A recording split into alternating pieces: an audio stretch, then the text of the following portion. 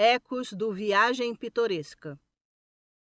A obra que João Maurício Rugendas produziu ao longo de 2 décadas como artista viajante ganhou vida própria com celeridade e, pelas mais diversas vias, seus registros visuais circularam amplamente. As imagens que produziu no México serviram ao fazendeiro alemão Carl Christian Sartorius, 1796-1872, estabelecido nas proximidades da cidade de Orizaba, na Sierra Madre Oriental, para tornar mais sedutor um livro que se propunha a incentivar a imigração germânica às terras americanas.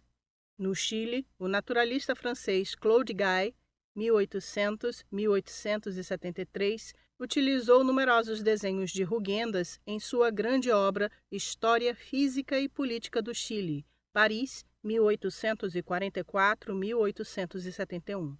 E, na região andina do Peru e da Bolívia, o arqueólogo e linguista suíço Johann Jakob von Tschudi, 1818-1889, juntamente com o diretor do Museu Arqueológico de Lima, Mariano Rivero, 1797-1857, recorreu aos desenhos do artista de Augsburgo para ilustrar o primeiro tratado científico moderno sobre as antiguidades peruanas, Viena, 1851. Mas, sem dúvida, a obra que maior difusão alcançou e que foi objeto das mais diversas transformações foi o Viagem Pitoresca através do Brasil. Ainda durante o processo de produção do livro, já em 1830, foi lançado ao mercado o belíssimo papel de parede Vue du Brasil, pela fábrica alsaciana Jean Zuber Compagnie, que constituiu a mais criativa das ressignificações da obra do artista viajante. Poucos anos depois, entre 1834 e 1837, a fábrica de porcelana de Sèvres incorporou motivos do álbum de Rugendas à produção das suas luxuosas peças para o uso das casas senhoriais e palácios.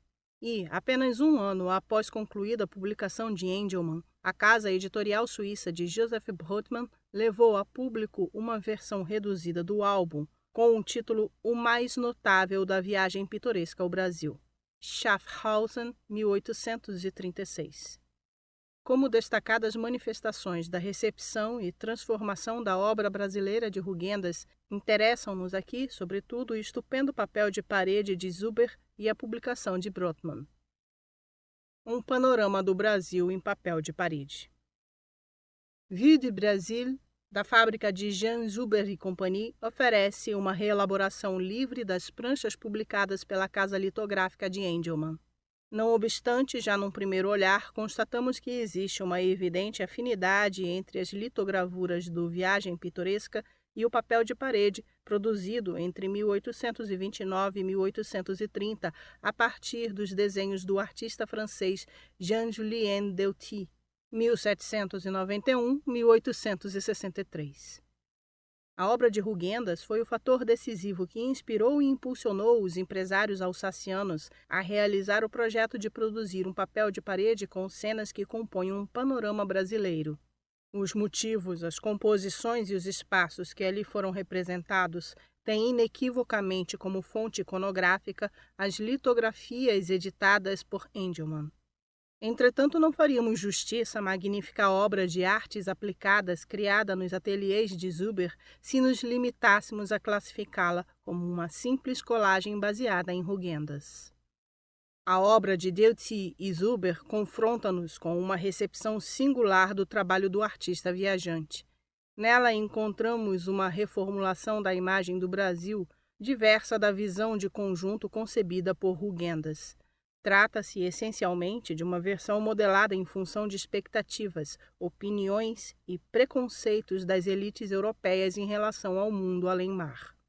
Uma minuciosa análise de Vue du Brasil e o confronto, tanto do conjunto como dos detalhes, com seu referente imediato, vale dizer, com as imagens publicadas no Viagem Pitoresca, permitem-nos avaliar a obra que Delty e Zuber criaram sobre um Brasil que jamais conheceram e que construíram buscando ajustar-se às ilusões e aos sonhos de seus contemporâneos.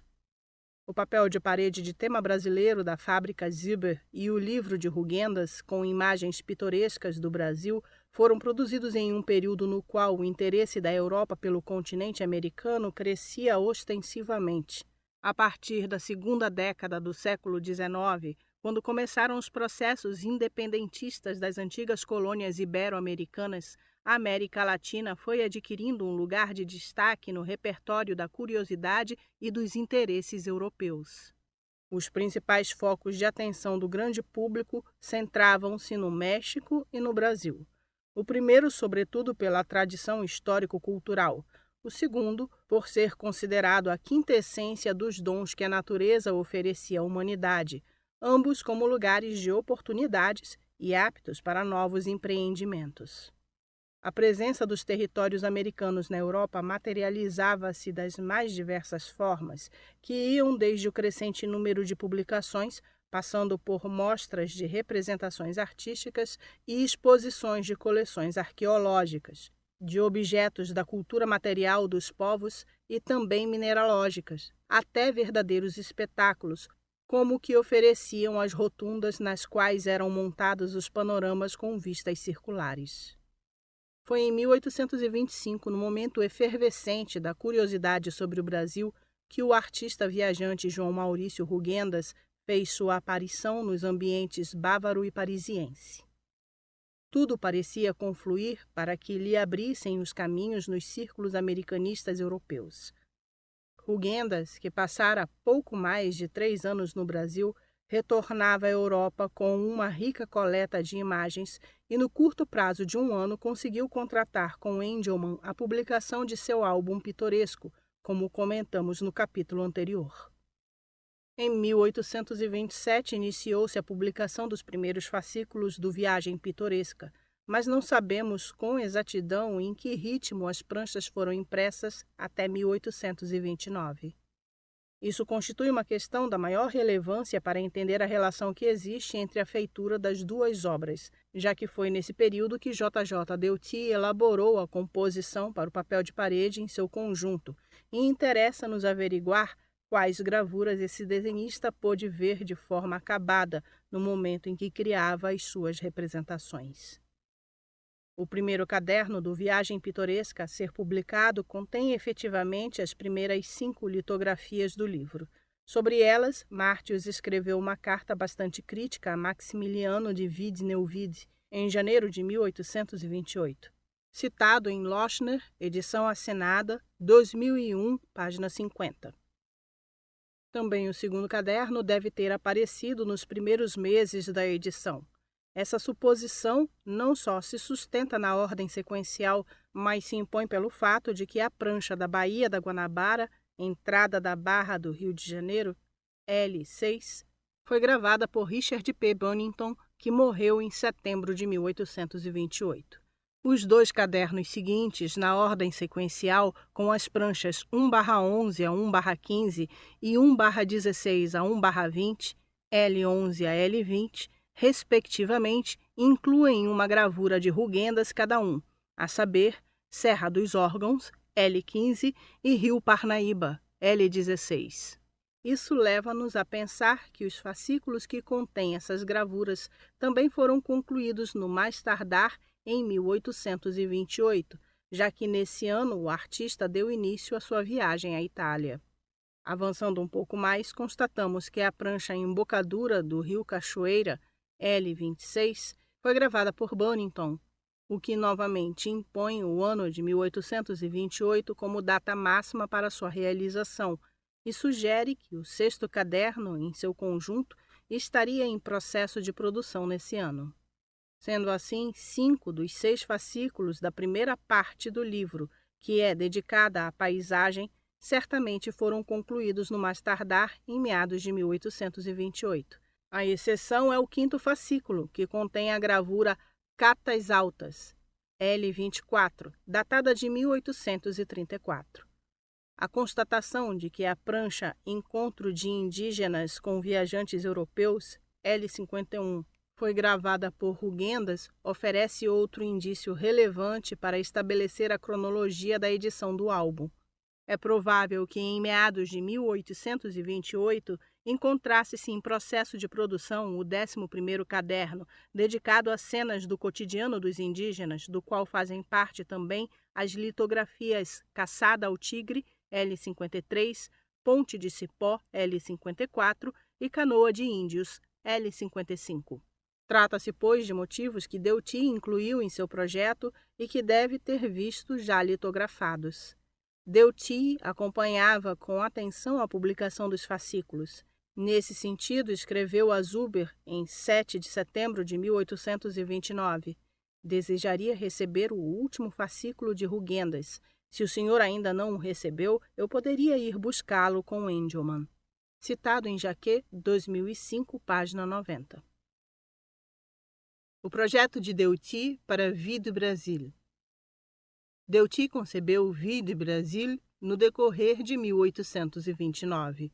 Vale dizer, num momento no qual não podemos supor que houvesse a menor intervenção ou interferência direta de Rugendas. Até meados desse ano, o pintor encontrava-se viajando pela Itália e depois passou a maior parte do tempo na Alemanha, entre Augsburgo, Munique e Berlim, ocupado com os preparativos para uma nova viagem americana. O croquis da composição de Deuty já estava traçado em suas linhas essenciais no fim de maio de 1829, quando escreveu a Zuber, informando-lhe que havia concluído a composição de nossa paisagem das vistas da América. Afirmou haver estudado cuidadosamente todos os aspectos e foi enfático ao dizer: não prevejo qualquer alterações, salvo, quiçá, no que se refere aos detalhes e que não cabe incluir senão de forma geral em um esboço. Citado por Jacquet, 2005, página 88. No esboço do projeto, feito a lápis e guache sobre papel, anota à guisa de um enunciado descritivo os temas que inclui nas imagens, identificando 8 quadros. Na sequência das inscrições menciona 1. Uma vista do Rio de Janeiro a partir da Igreja de Nossa Senhora da Glória, junto com uma cena de caça de touros selvagens. 2. A cena de um encontro de indígenas com viajantes europeus. 3. Uma vista da Mata Virgem brasileira à caça de um jacaré, uma ponte de cipós e cenas do cotidiano dos indígenas. 4. A caça de um tigre. 5. Uma caravana ou comboio em marcha. 6. O episódio de um combate entre indígenas e soldados brasileiros que acompanham o comboio, que inclui também a referência a serpentes, avestruzes, macacos e papagaios. 7. Plantação e moradas de pessoas negras. 8. Alto mar e navio. Jacquet, 2005, páginas 20 e 26. Essa definição dos temas propostas no projeto foi mantida sem alterações relevantes nos sucessivos passos da elaboração dos detalhes do papel de parede. Inclusive, a composição da maior parte das cenas já havia sido concebida no esboço, na forma como aparecerá em Vie du Brésil. Porém, verificamos que houve uma reformulação relevante na seção temática número 7, dedicada a uma plantação e à morada de pessoas negras. No esboço, vemos uma série de cenas isoladas, cada qual com 1, 2 ou 3 figuras, desempenhando as diversas atividades próprias de uma fazenda. No papel de parede, por sua vez, essa parte centra-se em torno da composição que encontramos na prancha Colheita de Café, L88, do álbum pitoresco de Rugendas. Como explicar as mudanças substanciais nessa parte? O que haveria motivado Deuty a reformular essa seção temática de uma forma tão substancial, como não fez em nenhuma das outras partes da obra? Pensamos que a resposta encontra-se no processo de edição do Viagem Pitoresca. As pranchas referentes ao cotidiano e aos costumes negros integram a 4ª parte do livro, ou seja, a última unidade temática, formada por 20 lâminas que compunham os últimos 4 cadernos, que só foram publicados a partir de 1834, segundo todos os indícios. Podemos supor que, para a composição do esboço enviado a Zuber em maio de 1829, Deuty tenha tomado como modelo basicamente o que viu nas pranchas já impressas do livro de Rugendas.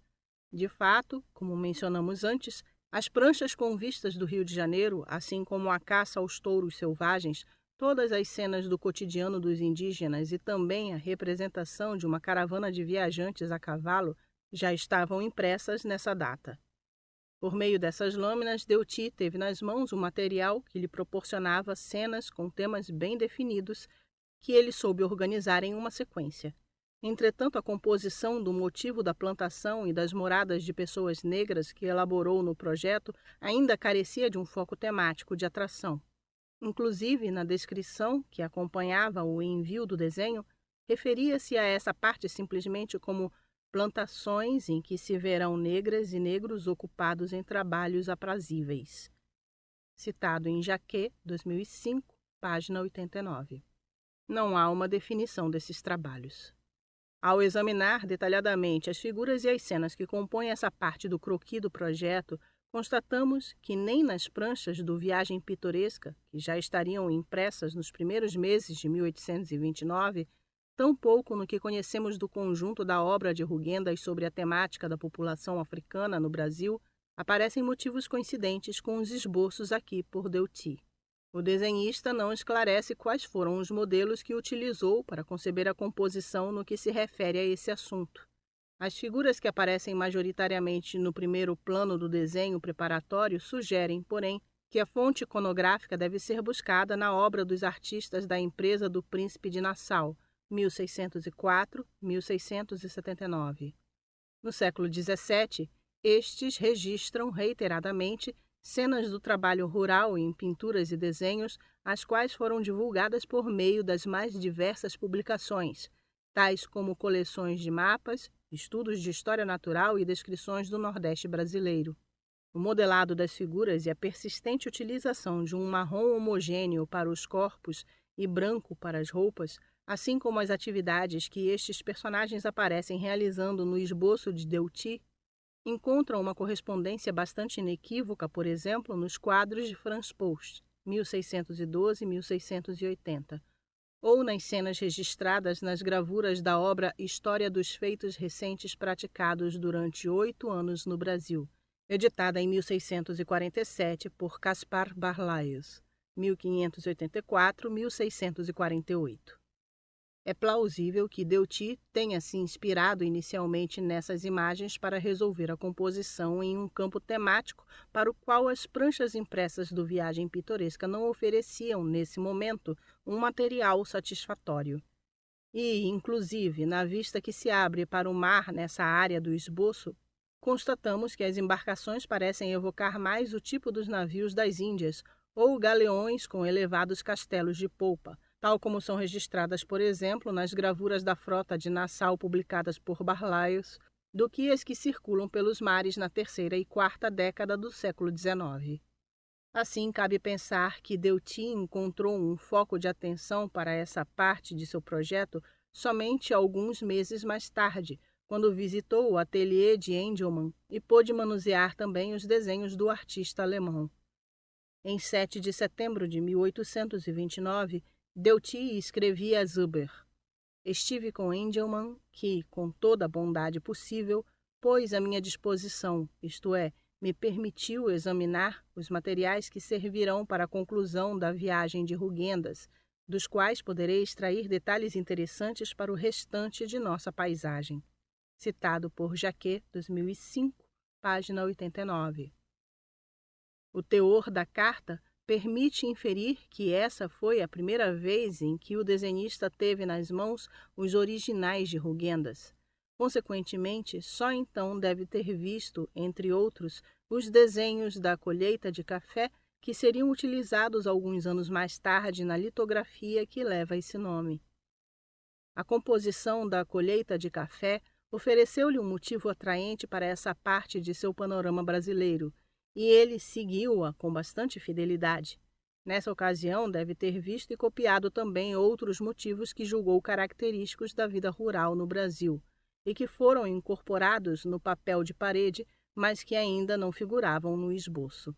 Esse é o caso, por exemplo, da carroça de 2 rodas, situada por Deutsche ao pé das palmeiras, que encontramos também no álbum pitoresco, na prancha Moinho de Açúcar, L89, da qual não conhecemos o desenho preparatório de Rugendas.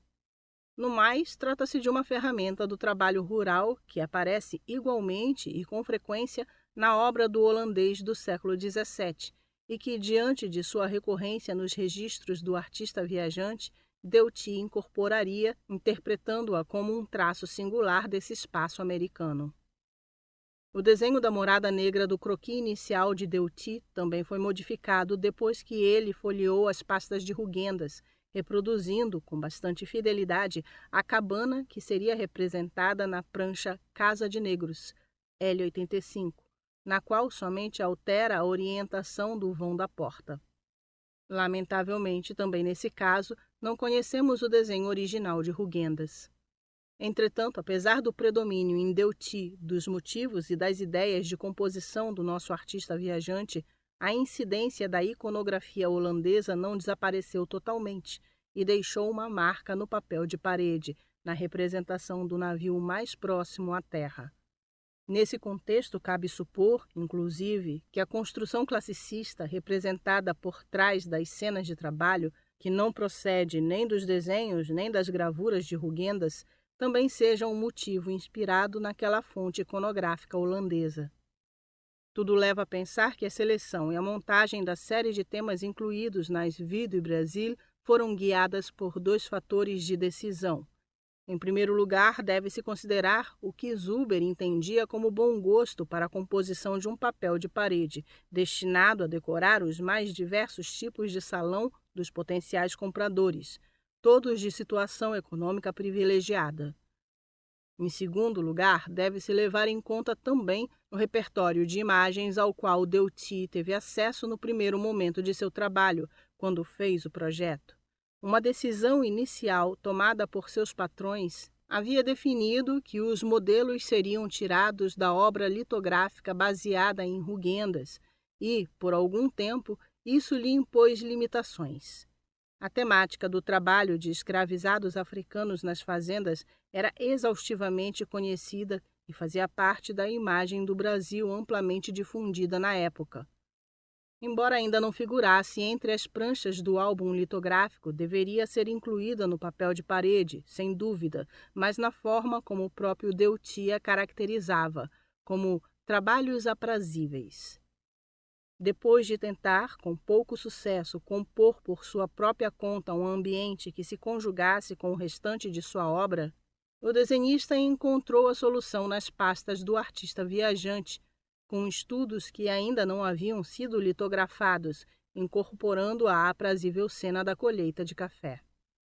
A exclusão de algumas imagens relevantes do álbum de Rugendas, o navio negreiro ou episódios do comércio de escravizados, ou ainda os castigos públicos, correspondia a uma opção da fábrica Zuber, que Bernard Jacquet caracterizou acertadamente ao classificar as abordagens temáticas do papel de parede como a representação da vida cotidiana, sempre de forma sublimada. Jacquet, 2012, 100 páginas. Mas a total exclusão de qualquer cena urbana, embora correspondesse em parte às preferências da fábrica, coincide também com o fato de que praticamente a totalidade das cenas no interior de cidades registradas por Rugendas, certamente tão pitorescas quanto o mercado na Praia dos Mineiros, L93, ou Carregadores de Água, L94, deve ter sido publicada no final da edição do Viagem Pitoresca, e Deutie só teria visto os desenhos preparatórios do artista viajante quando sua proposta já estava estruturada, ou seja, num momento em que dificilmente poderia ou quereria fazer reformulações de grandes proporções. Visões do Brasil. As decisões quanto à preferência temática e também as exclusões, assim como a reformulação de cenas tiradas do Viagem Pitoresca e a composição do conjunto de Vie du Brésil, confluíram, por fim, na fabricação de um papel de parede que oferece uma imagem do Brasil formalmente inspirada em Rugendas, mas com uma proposta própria. No que se refere à composição, esse gênero das artes aplicadas tem exigências específicas derivadas da necessidade de construir uma sequência contínua. Deuti, consciente dessa especificidade, alude às dificuldades na Carta de 29 de maio de 1829, que envia a Zuber junto com um desenho preparatório.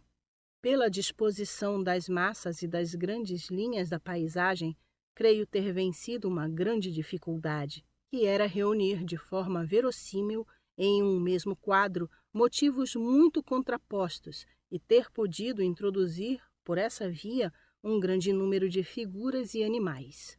Citado por Jacquet, 2005, página 88. Para a separação dos ambientes e dos episódios, recorre a artifícios simples, algumas vezes utilizando rochas e árvores para delimitar os espaços e sempre orientando as figuras de maneira coerente em função do foco de atenção de cada parte do conjunto. Assim, a leitura das imagens é clara, sem que existam interferências confusas na sequência. Trata-se de representar o Brasil de forma genérica, sem nenhuma pretensão de chamar a atenção para singularidades regionais. Assim, por exemplo, na caça aos touros, Deuti combina elementos de uma prancha que o álbum situa em Goiás. Habitantes de Goiás, L49, com um episódio localizado em Minas Gerais, Campos nas margens do Rio das Velhas, L5, e vincula a uma vista da Baía do Guanabara, derivada em parte da vista do Rio de Janeiro, tomada nas proximidades da Igreja da Glória, L9. Da mesma forma, a colheita de café que Rugendas havia situado nos bosques da Tijuca com a Baía da Guanabara ao fundo, aparece agora com uma vista para o mar aberto e sem uma identidade geográfica explícita. Uma interpretação do papel de parede em sua totalidade foi formulada por Deuti quando a obra já estava concluída. Em uma nota explicativa de abril de 1830, dirigida a Zuber, o desenhista alude à intenção de se contrapor ao que, em seu entender, caracteriza o país, uma imagem da civilização altamente florescente junto com cenas de selvagens que provocam a maior aflição na humanidade. Citado por Jacquet, 2005, página 91. Aproximadamente metade de Vie du Brasil é dedicada a motivos indígenas. A caça ao tigre e ao jacaré, a ponte de cipós e as figuras de indígenas trepados em palmeiras em busca de palmito são cenas centrais nesse conjunto que Deuti tomou de Rugendas. O artista viajante havia concebido essas composições como manifestações do engenho humano que descrevia com admiração no texto de seu livro. Particularmente, a Ponte de Cipó, L54, foi objeto de um meticuloso trabalho prévio no qual dedicou uma série de estudos de tradição acadêmica a cada uma das figuras ocupadas nas diversas tarefas. Mas a conotação desses motivos de cotidiano indígena mudou nas mãos de Deuti. Em carta de 12 de outubro de 1829, o desenhista descreve o motivo dos indígenas nas palmeiras, dizendo que na composição também figuram os selvagens trepados nas palmeiras para destruir seus topos, da forma como os índios costumavam fazer nessas latitudes. Citado por Jacquet, 2005, página 90. É provável que Deuti não soubesse qual era o propósito dessa tarefa, e no papel de parede parece sugerir que se trata de um comportamento similar ao dos macacos trepados em uma árvore que representa em primeiro plano. A proximidade e a simetria dos dois motivos insinuam essa analogia. Assim, esses personagens aparecem em uma condição mais animal do que humana, são parte da natureza e correspondem ao que, em seu escrito de interpretação, classifica como selvagens. Esses motivos centrais estão acompanhados, por um lado, pela cena do encontro de indígenas com viajantes europeus, L51, copiada, sem modificações relevantes, da imagem de Rugendas. Por outro, Deuti representou a marcha de uma caravana e, em seguida, o confronto entre soldados brasileiros e indígenas. Ambas as cenas aparecem no Viagem Pitoresca Serra dos Órgãos, L15, e, em parte também, Caravana de Negociantes indo para Tejuco, L70, para a cena de viajantes, e Guerrilhas, L57, para o combate. No papel de parede associam-se os dois episódios, cujo sentido Friedrich Zuber explicitou na proposta inicial que enviou a seu pai, Jean Zuber, em 9 de abril de 1829. Trata-se de uma cena de um comboio escoltado pelas tropas, sendo atacado pelos selvagens. Citado em Jacquet, 2005, página 88. A vinculação dessas duas cenas é totalmente alheia à obra de Rugendas. Constatamos, pois, que as decisões que conduziram à composição do papel de parede foram tomadas com uma grande margem de liberdade, inclusive de forma arbitrária, por Deuty e os Zuber. Eles desconheciam o Brasil e não pertenciam ao mundo dos viajantes. Olharam para a América por intermédio das imagens de Rugendas. Este, sim, tinha um compromisso explícito com a construção do conhecimento e participava do impulso de sua época, que, nas palavras de Pesavento, empenhava-se em inserir o novo mundo em um sistema de referências científico e universal. 2008, página 80. Mas as premissas do projeto de Zuber eram outras, assumindo como máximas para seu fazer os critérios de amenidade e complacência. Nesse sentido, tomaram a obra de Rugendas como uma rica fonte de imagens de alta qualidade, atribuindo-lhes um novo significado. Tal como Deuty declarou em carta a seus patrões, o tema desse papel, isto é, o Brasil, ultrapassava a simples tendência de uma moda circunstancial e não pertencia, em seu entender, ao repertório dos assuntos políticos. Assim, podia ser abordado como um objeto que não ofendia ninguém. Citado em Jacquet, 2005, página 89. Com essa intenção, construiu um quadro belo e ameno, que agradava e ajustava-se à visão do mundo que primava entre os seus contemporâneos naquele momento. O Pequeno Rugendas.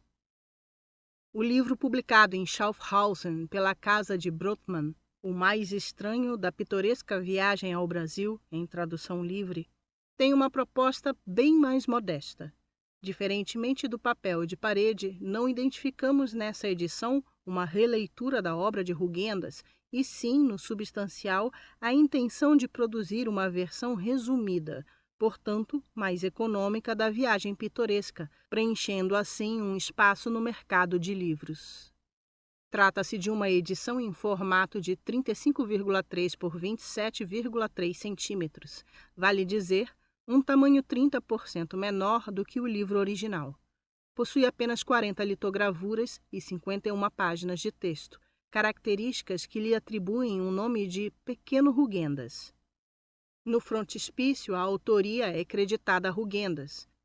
De fato, as imagens são cópias de uma seleção de gravuras elaboradas pela Casa Litográfica de Engelmann, à exceção de 2 pranchas que foram tomadas da publicação de Viagem ao Brasil entre 1815 e 1817, Frankfurt, 1820 e 1821, de Maximiliano Wied-Neuwied. E o texto, com alguns cortes, é o mesmo que já havia sido publicado por Rugendas no Viagem Pitoresca.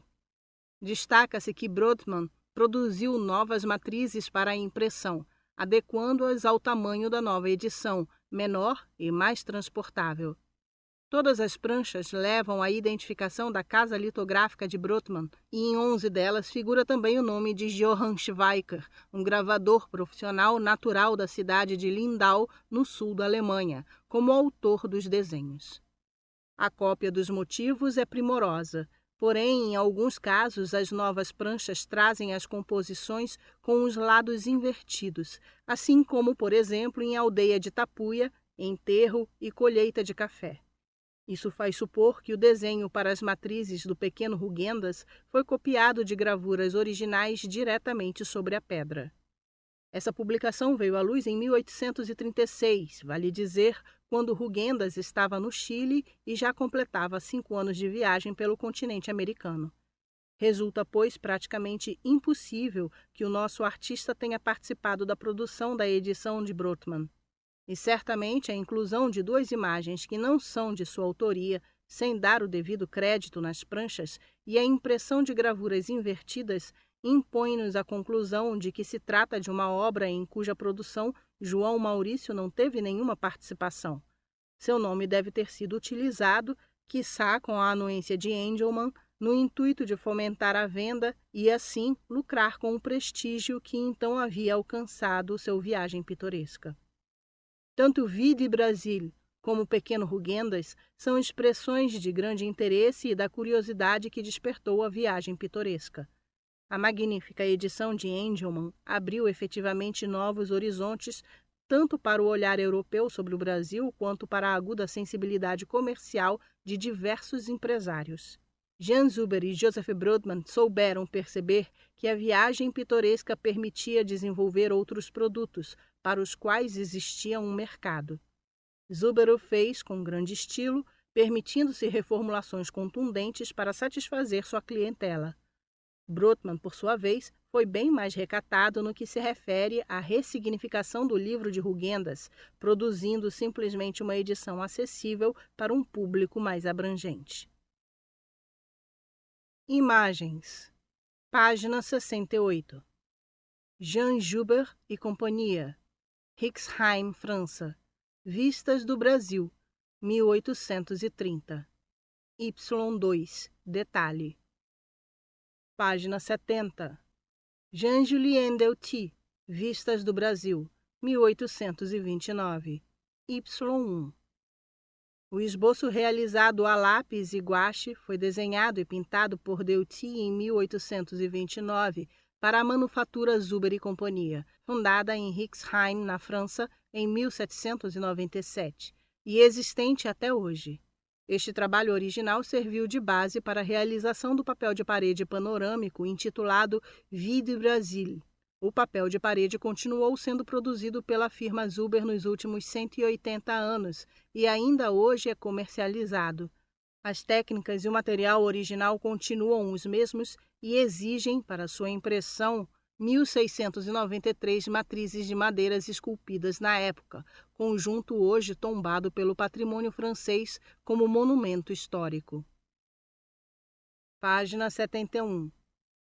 Comparação entre a cena completa do papel de parede Vide Brasil com a imagem invertida da composição que lhe deu origem, reproduzida na posição original no alto desta página, e que foi realizada por Delty em 1829 a partir de motivos de Rugendas. Página 72. Comparação entre o detalhe do lado esquerdo do esboço a guache de Delty de 1829, que mostra veleiros numa baía, com a gravura tirada do desenho de Franz Post e inserida no álbum de Barlaios, publicado em 1647. Página 73. Comparação entre o detalhe da porção esquerda do esboço a guache de Delty de 1829, que mostra escravizados diante de cabanas, detalhe de um quadro de Franz Post, e a gravura L88 do álbum de Rugendas, intitulada Colheita de Café. Legenda da reprodução. Paisagem de Várzea com Cabana, 1658. Óleo sobre madeira, 40,5 por 54,5 centímetros. Coleção Ella Gallup Summer e Mary Catlin, Wadsworth Atheneum, Hartford, Connecticut. Página 74. No alto. Jan Zuber e Companhia, Rixheim, França. Vistas do Brasil, 1830. Y2. Acima. Jean-Julien Delty, Vistas do Brasil, 1829. Y1. Godefroy Engelmann, Vistas do Brasil, a cerca de 1836. Y3. Único exemplar conhecido desta gravura, realizada por Engelmann, que reproduz um trecho do papel de parede de Vide Brasil. Página 76. Y11. Na seleção de 40 gravuras, entre as 100 que compõem o Viagem Pitoresca, realizada para a publicação hoje intitulada de Pequeno Rugendas, não poderia faltar a vista acima da Cascata da Tijuca, uma das mais populares e mais frequentemente reproduzidas entre as gravuras inspiradas nas composições originais de João Maurício. Página 77. As imagens aqui reproduzidas permitem uma comparação entre as gravuras realizadas no ateliê de Engelmann para o Viagem Pitoresca, publicado em 1835, L58, L60 e L88, e a adaptação dessas mesmas imagens nas litografias realizadas em Schaffhausen em 1836, Y28, Y22 e Y41. Algumas das composições apresentam-se invertidas, como nas imagens acima, mas a qualidade das litografias retrabalhadas por um artista anônimo é excelente. Rugendas e Martius. As relações entre Rugendas e Martius são bem conhecidas e documentadas. Sabemos que, mesmo antes de viajar ao Brasil, João Maurício já se havia encontrado com um botânico, quando este, juntamente com Spix, publicava os resultados da sua grande viagem ao Brasil. Há suspeitas, inclusive, de que Martius tenha interferido na contratação do jovem artista para compor a exposição Langsdorff, Lochner, 1998, página 12.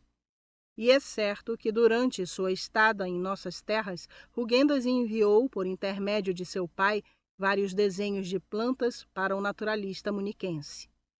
Depois, no retorno, contava que os seus desenhos fossem aproveitados na composição das gravuras do Atlas que Spix e Martius estavam publicando naqueles anos, como parte complementar da narrativa de sua viagem.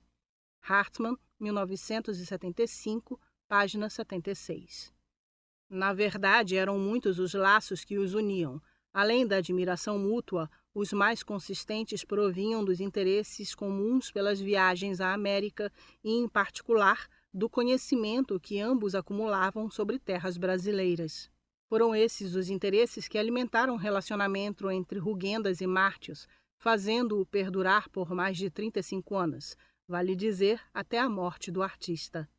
Parece que estabelecer amizades foi uma característica que Rugendas cultivou ao longo da vida, e sempre que possível buscou parcerias. Isso pode parecer estranho quando o vemos quase sempre como um viajante solitário, mas não é bem assim.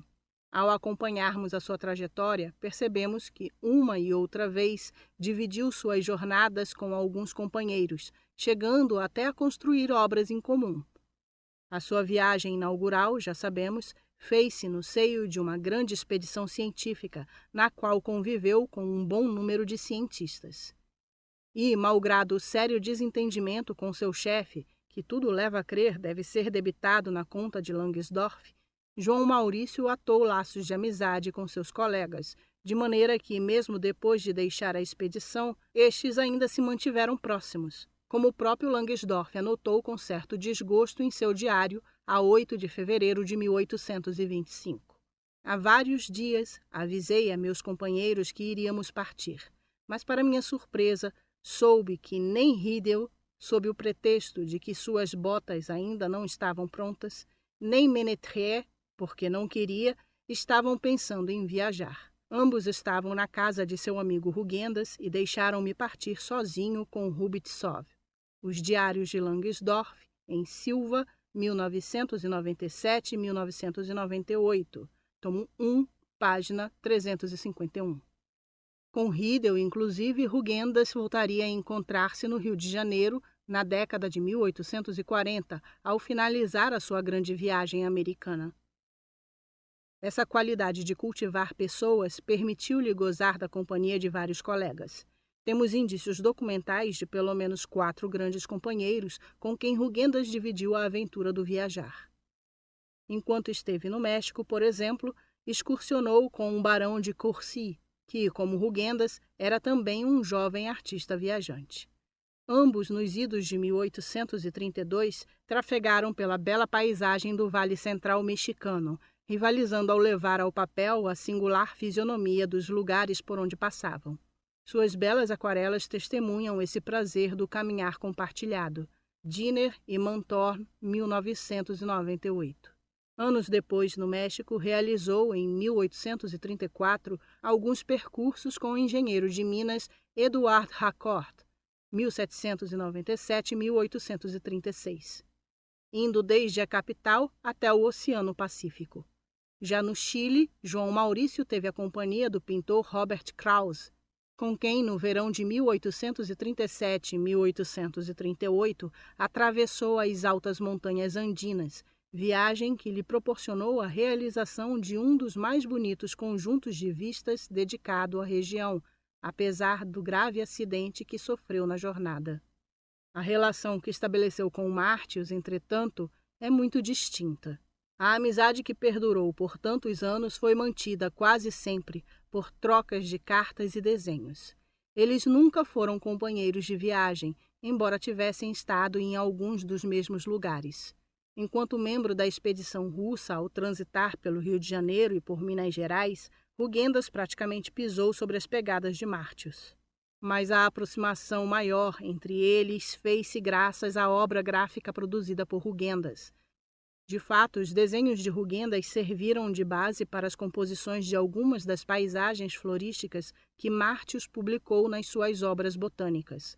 Há belas representações de sua autoria na Historia Naturalis Palmarum, ambientadas tanto no Brasil, como é o caso da Alaeis guinensis Acrocomia sclerocarpa L. 102, como no México, lugar da chamaedora Eleichor e da Acrocomia mexicana, volume 3, pranchas 126 e 138.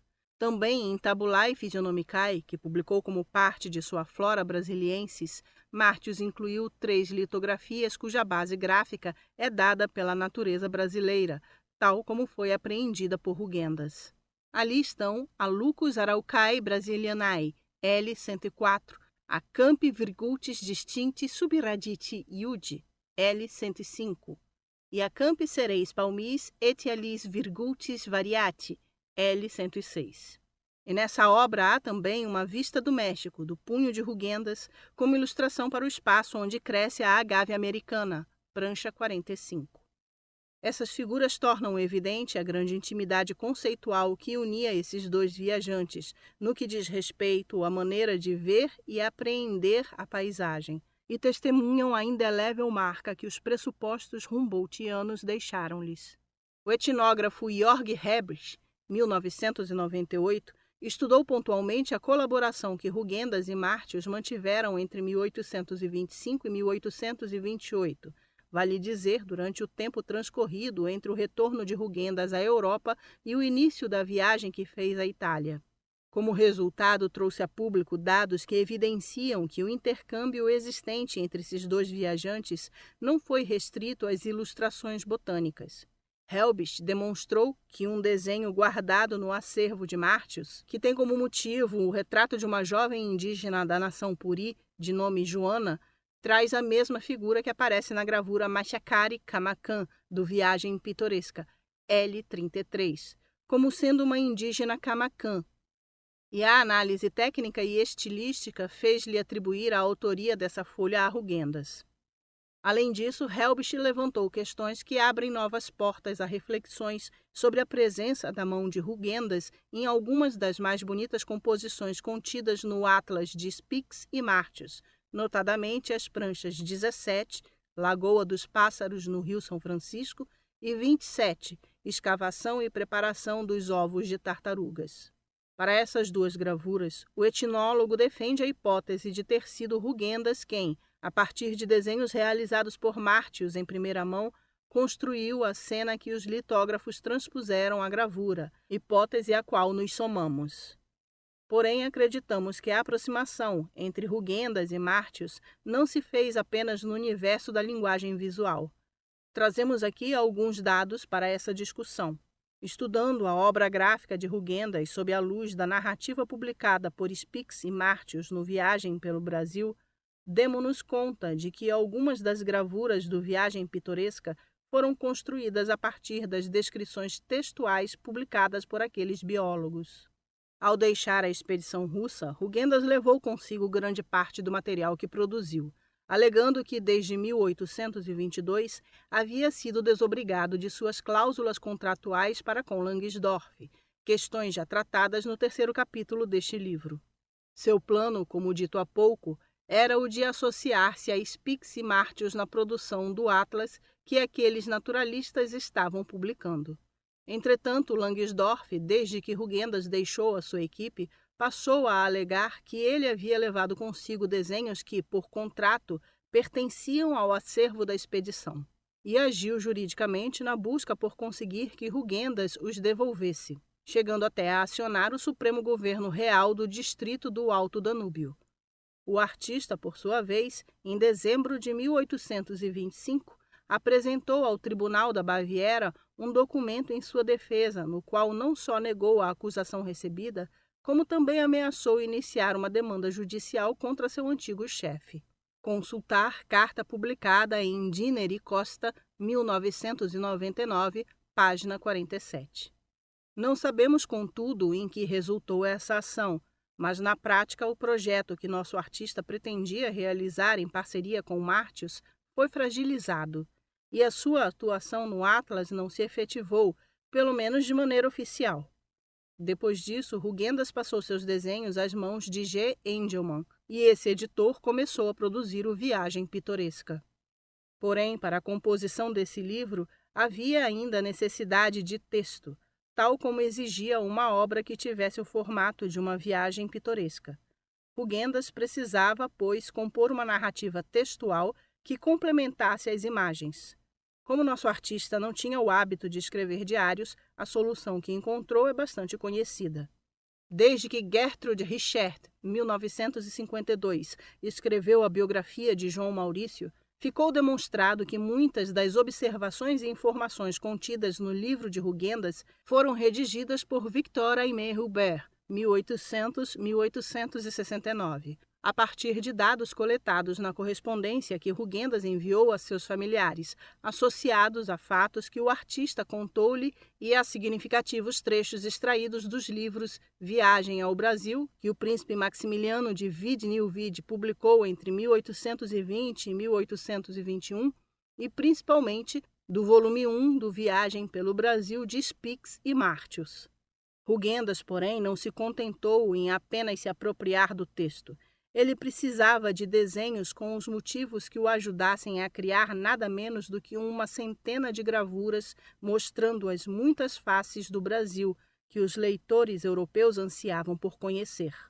Durante sua participação como ilustrador científico na expedição russa, havia dado pouca atenção às questões mais comuns.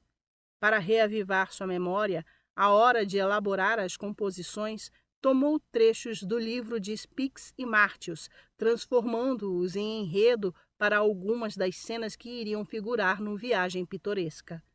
Isso foi facilitado pelo fato de o artista também ter estado nesses lugares e conhecer, pois, a realidade que retratava. Assim, da mesma maneira que o texto, também algumas das imagens que compõem essa obra são resultados da associação de fatos guardados na memória de João Maurício com trechos extraídos dos livros dos viajantes bávaros que também fizeram viagens ao Brasil. Vale registrar que Thekla Hartmann, ao estudar as representações das sociedades indígenas publicadas por Rugendas no Viagem Pitoresca, já suspeitara. As cenas indígenas provavelmente foram compostas em Paris para ilustrar o texto de Hubert, e talvez mesmo inspiradas nos relatos de viagem já publicados. 1975, página 84. Entretanto, as artimanhas de Rugendas para compor um livro que satisfizesse ao público e ao seu editor não ficaram restritas às composições de temas indígenas. O nosso artista utilizou-se dos fatos contados por Spix e Martius nas páginas do primeiro volume da Viagem pelo Brasil, sobre os mais variados assuntos, colhendo uma boa safra de cenas. Por exemplo, a gravura Mercado na Praia dos Mineiros, L93, dá vida às descrições que Martius e Spix fazem do mercado que conheceram no Rio de Janeiro. O mesmo ocorre com as descrições do comércio negreiro, com a chegada dos escravizados e com o mercado da Rua do Valongo, tal como foi mostrado nas gravuras Desembarque, L82, e Mercado de Negros, L83.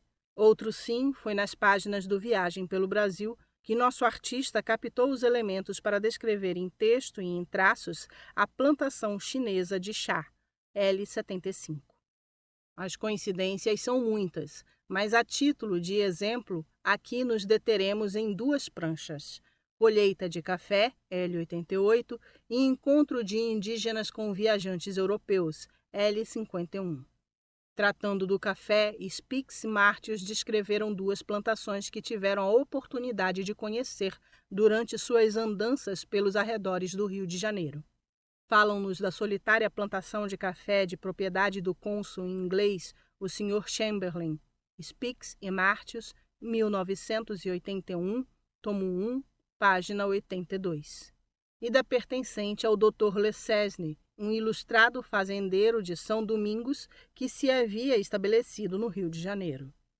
A propriedade do cônsul Chamberlain situava-se perto da ladeira da Montanha do Corcovado, de onde, conforme especificam os narradores, se tem outro esplêndido panorama da Bahia e das suas belas ilhas verdes ao longe. Os cafeeiros ocuparam as encostas de um estreito vale. Já a fazenda do Dr. Lecesne estava localizada nas proximidades de São Cristóvão, numa das vertentes da Montanha da Gávea. Ali, num grande trecho de terras arrendadas, o dominiquense havia semeado nada menos do que 60.000 pés de café. As informações sobre todo o ciclo do cultivo do café, desde o plantio até a colheita, e a participação dos escravizados encontram-se na narrativa de Spix e Martius. Ao compor a cena, Rugendas emprestou parte das duas descrições. Como cenário, escolheu a vista da Baía da Guanabara, tomada das encostas do Corcovado, com destaque para o atrevido cone de rochas do Pão de Açúcar, tal como a propriedade de Chamberlain havia sido descrita pelos naturalistas. Para esse cenário, o artista transportou os escravizados, pondo-os numa idealizada representação da colheita de café. Com o objetivo de compor o desenho para essa prancha, Rugendas realizou alguns esboços preliminares. O primeiro traz o belo cenário paisagístico que é contemplado por um personagem de traços europeus, A41.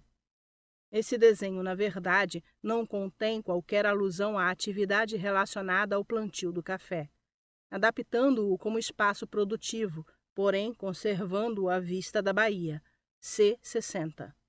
Certamente houve uma terceira folha com um motivo mais acabado, na qual L. de Roy baseou-se para levar à pedra uma das mais belas cenas do Viagem Pitoresca. Até hoje, porém, essa obra não foi localizada. De maneira muito próxima à construção da composição anterior, temos a prancha Encontro de Indígenas com Viajantes Europeus, L51. Nela, Rugendas também passou ao papel as experiências narradas por seus colegas naturalistas. Foram Spix e Martius que descreveram a cena vivida quando, ao saírem da aldeia de Guidoval, Minas Gerais, tiveram a surpresa de deparar-se com um grupo de indígenas em pleno interior da mata.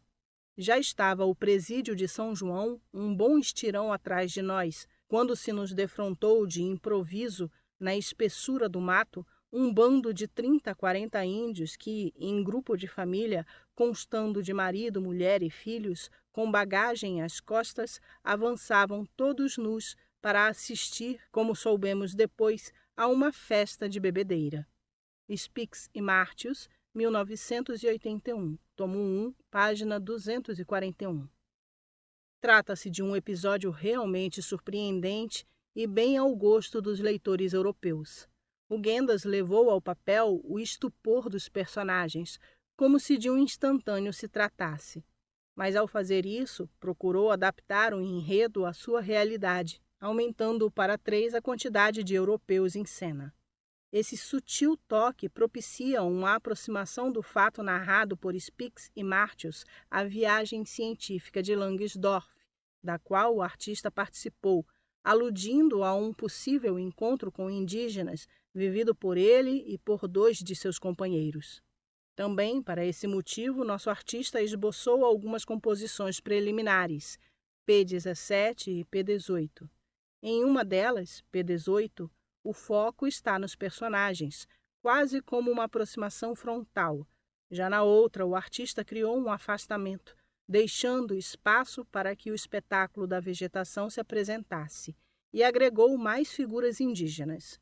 É possível que o último desenho também tenha servido de modelo para a gravura, pois foi o próprio Rugendas que a litografou. Porém, há outro dado que liga essa composição a Martius.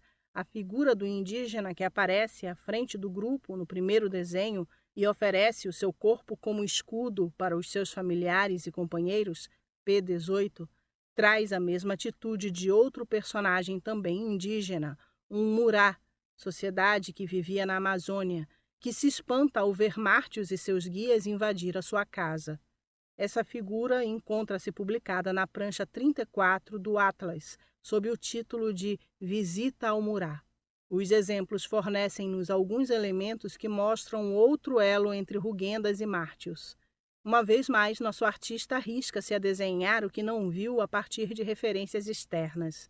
Porém, nesse caso, conta com a vantagem de ter estado nos lugares nos quais as gravuras foram ambientadas. É certo que Rugendas não poupou esforços para conseguir levar ao público uma obra rica em informações pitorescas. Afinal, como qualquer expedicionário do século XIX, era ciente de que a viagem científica só se realizava de fato no retorno, depois que os resultados conseguidos em trânsito fossem publicados. Sendo preciso, mudava-se a etnia de uma indígena no intuito de poder mostrar mais uma variedade, como fez com Joana, uma puri que foi transformada em Camacan. E também se dava forma a situações que outros vivenciaram. Uma pergunta, entretanto, fica no ar. As cenas que Rugendas criou com base no primeiro volume da narrativa de Spix e Martius estavam destinadas a compor o atlas que esses cientistas estavam publicando? Imagens. Página 78. João Maurício Rugendas e C.F.Ph. von Martius. Elaeis guineensis, Acrocomia sclerocarpa. Sem data, a cerca de 1826 a 1830. L. 102. Página 80. Stefan Freiherr von Stengel. Retrato de C.F.Ph. von Martius, a cerca de 1830. Litografia. À direita, João Maurício Rugendas, Acrocomia mexicana, Chamaedora esquidiana. Sem data, a cerca de 1846 a 1850. Prancha 3, 138. Em História Naturalis Palmarum, litografia colorida. Página 81. C.F.Ph. von Martius. Lagoa de Aves à margem do Rio São Francisco, 1818. Lápis e nanquim sobre papel, 43 por 56,5 centímetros. Biblioteca do Estado da Baviera. No alto, João Maurício Rugendas. Campos entremeados com matagais no sopé da Serra da Lapa, na província de Minas Gerais, 1858. L. 105. Página 82. À esquerda, João Maurício Rugendas. Joana, estudo de cabeça de uma indígena puri. A cerca de 1824. P. 8 bis. À direita, João Maurício Rugendas. Machacali Camacan. L. 33. Detalhe. Página 83. João Maurício Rugendas. Colheita de café. L. 88. Página 84. João Maurício Rugendas. Colheita de café. 1822 a 1825. C. 60. No alto, João Maurício Rugendas. Vista do Rio de Janeiro. 1822 a 1825. A. 41. Página 85. João Maurício Rugendas. Encontro de indígenas com viajantes europeus. L. 51. João Maurício Rugendas. Encontro de indígenas com europeus. A cerca de 1827 e 1828. P. 18. João Maurício Rugendas. Encontro de indígenas com europeus no interior da mata, a cerca de 1827 e 1828. P. 17. C.F.P.H. von Martius, desenhista. Nachman, gravador. Visita ao Murat, detalhe, 1828. Litogravura, 46 por 59 centímetros, medida da folha. In Spix e Martius, 1823-1831. Viagem pelo Brasil, volume 4, Atlas, prancha 34. Rugendas e Florence. Ao catalogar o acervo de Rugendas, encontramos um conjunto de imagens de indígenas sem identificação. São estudos faciais, cenas fluviais e uma composição de grupo. Sabemos que durante suas viagens à América, Rugendas esteve com sociedades indígenas no Brasil e no Chile e retratou personagens com os quais manteve contato. Entretanto, alguns dos motivos brasileiros conservados no acervo de Rugendas também fazem parte do legado do viajante francês Hercule Florence, 1804-1879. É certo que esses dois artistas participaram da mesma expedição Langsdorff, porém em etapas diferentes. Rugendas fez parte da primeira equipe e esteve entre o Rio de Janeiro e Minas Gerais entre 1822 e 1825. Já Florence participou da segunda etapa da viagem quando, entre 1825 e 1828, a caravana científica de Langsdorff deslocou-se de São Paulo até a Amazônia. Nesse trajeto, Florence manteve contato com vários grupos indígenas, como Guaná, Guató, Bororo e Apiacá, entre outros, registrando suas fisionomias e seus costumes. São, justamente, as imagens de alguns desses personagens que também se encontram entre as obras de Rugendas, hoje guardadas em coleções de Munique e de Augsburgo. Interessou-nos buscar o ponto onde a obra desses dois artistas intercruzaram-se. O encontro. Dirão que perdi meu tempo, mas terei sempre assaz filosofia para responder. Diverti-me e tanto basta. Ademais, não somos tão inúteis como pensam, nós artistas. Olha o pesado carro do Chile, está rareando, substituído pelos aligeirados veículos da Europa. O xiripá dos filhos do prata não aparece mais senão no fundo das missões. Quem conservaria para a história esses tipos dos povos e das épocas, se não fora o pintor? Essas palavras haviam sido ditas por João Maurício Rugendas a Hercule Florence durante um encontro que teriam tido em 1846. Foram publicadas pelo artista francês na versão de seu texto Zoofonia, que veio à luz em 1876 nas páginas da revista do Instituto Histórico e Geográfico Brasileiro, tomo 2, 1876, página 335. Por meio delas, podemos ver que Rugendas tinha plena consciência do valor de sua obra, a ponto de qualificá-la como um importante documento visual para as gerações futuras. Rugendas era, então, um homem maduro, com seus 43 anos intensamente vividos, que encerrava no Rio de Janeiro uma viagem de 15 anos, a qual o havia levado a diferentes partes da América, do México à Terra do Fogo. Chegou ao Brasil em 1845 e viveu um dos poucos momentos de fartura econômica e também de reconhecimento de sua obra. Hospedava-se no prestigioso Hotel Farroux e desfrutava da aura de celebridade que lhe outorgou o seu já famoso livro-álbum Voyage pittoresque dans le Brésil e do prestígio dado por sua exposição na Academia Imperial de Belas Artes. Esse reconhecimento culminou com a condecoração de Cavaleiro da Ordem Imperial do Cruzeiro do Sul, dada pelo imperador do Brasil Dom Pedro II em junho de 1846. Era com esse personagem que Florence encontrava-se. 2 anos mais jovem que seu interlocutor, Hercule Florence, por sua vez, depois de completar em 1829 a única viagem científica da qual participou, estabeleceu-se no interior de São Paulo, na então vila de São Carlos, hoje cidade de Campinas. Ali constituiu família, deu continuidade ao seu trabalho de artista e se tornou inventor. Porém, esses feitos, então, não lhe outorgaram glórias visíveis. Quiçá, por isso, tenha escrito numa das versões de seu diário de viagem: Meu gênio só me serviu para me mortificar inutilmente. Não nasci num castelo da Bretanha. A fortuna não me sorriu quando eu tinha apenas 19 anos. Pertenço a essa multidão de que não se quer ouvir lamentações. Florence, 1977, B, sem página. O encontro em 1846 foi, talvez, o único entre esses dois artistas. Entretanto, Rugendas não era um desconhecido para o seu colega.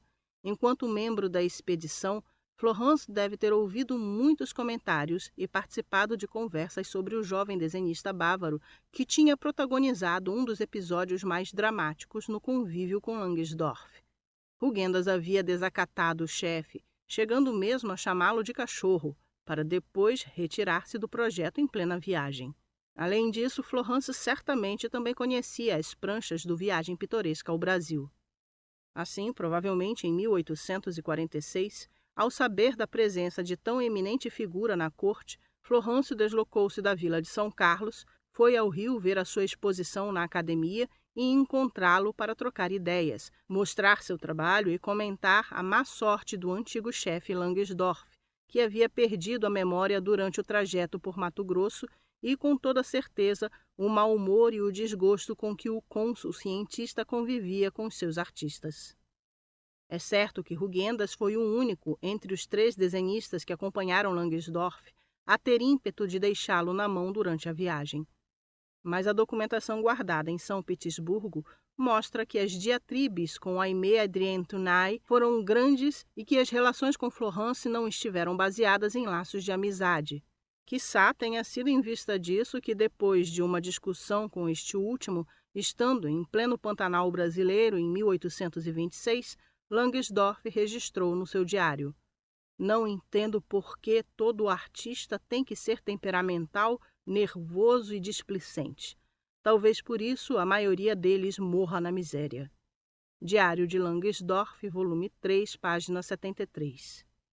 A difícil relação que Rugendas e Florence tiveram com o comandante da expedição possivelmente agiu como um elo de cumplicidade entre eles no momento em que se encontraram no Rio, além do diálogo comum que suas imagens devem ter lhes proporcionado.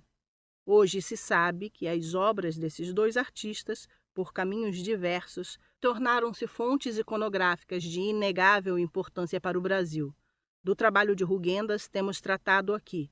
Já o de Florence compõe-se de desenhos de algumas aquarelas que o próprio artista, tal como fez nos seus escritos, reelaborou continuadamente, produzindo, no curso de sua longa vida, diferentes versões de um mesmo motivo. Essa obra encontra-se hoje no acervo da Academia das Ciências de São Petersburgo e em poder dos seus descendentes em São Paulo. Há ainda as folhas e o caderno de desenho que fazem parte do acervo da Biblioteca Nacional da França. No conjunto iconográfico dos 2 artistas, encontramos motivos comuns, próprios da obra de viajantes, vale dizer, registros de fauna, flora, paisagens e tipos humanos, muitos desses retratando sociedades indígenas. É justamente nas folhas nas quais Florence e Rugendas registram fisionomias, costumes, objetos da cultura material e, mais raramente, cenas do dia a dia das muitas nações indígenas do Brasil, que queremos nos deter. Tendo em conta esse conjunto de representações, vale observar que ambos os artistas, enquanto membros da expedição russa, mantiveram contatos com algumas sociedades indígenas. Nesse particular, de acordo com o roteiro desenvolvido por Rugendas, tornou-se possível afirmar que o artista bávaro, durante sua passagem pelo interior de Minas entre 1823 e 1824, quase sempre manteve contato com grupos desaldeados, já em franco processo de extermínio ou de assimilação pela cultura colonizadora. Por sua vez, Hercule Florence, pelos caminhos que percorreu, pôde estar em presença não só de grupos em diversos estágios de contato com a sociedade envolvente, como também visitou aldeias no interior das matas ou à beira dos rios. Nesse sentido, seus desenhos, mais do que os de Rugendas, têm sido fontes etnográficas preciosas na reconstrução da história de muitas sociedades indígenas, principalmente daquelas que habitavam e algumas ainda habitam a região centro-oeste e a Amazônia brasileira, com um detalhe bastante significativo. As folhas desenhadas por Florence não sofreram a intervenção de outra mão além da sua, e não foram levadas à litografia. Sua produção iconográfica sobre a viagem que realizou compõe-se totalmente de desenhos de seu próprio punho, que ele fez e refez, tendo sempre como modelo os riscos esboçados durante o transcurso da viagem. O mesmo não se pode dizer do conjunto de imagens do nosso artista. Com referência ao Brasil, a análise da obra de Rugendas permitiu distinguir 3 grandes conjuntos: o de desenhos realizados durante as suas 2 viagens ao Brasil, o de gravuras publicadas no Viagem Pitoresca e o de óleos que elaborou estando na Europa. Entre eles, o de gravuras é o mais criticado, por induzir a uma leitura equivocada da realidade brasileira no século XIX. Já os desenhos quase sempre são tidos como referências documentais fidedignas, por representarem motivos feitos ao natural. Porém, isso não é bem assim. Há no acervo desses 2 artistas um conjunto de representações de povos indígenas do interior brasileiro, nomeadamente dos Guaná e dos Guató, habitantes do Pantanal, e dos Apiacá, da Amazônia, que são praticamente idênticos. Isso surpreende, uma vez que só Hercule Florence esteve nesses lugares. Os Guaná de Florence. Florence conheceu os Xané-Guaná, povos de língua aruaque, no fim de 1826, quando viajava pelo rio Paraguai e seus tributários. Naquela oportunidade, apesar dos mosquitos que o perseguiam, pôde riscar uma série de representações. Na primeira, o artista reteve a fisionomia de 3 figuras masculinas de meio corpo, totalmente imberbes. Tratava-se de registros individuais de 3 personagens da mesma sociedade indígena, mas que não se configuram numa composição.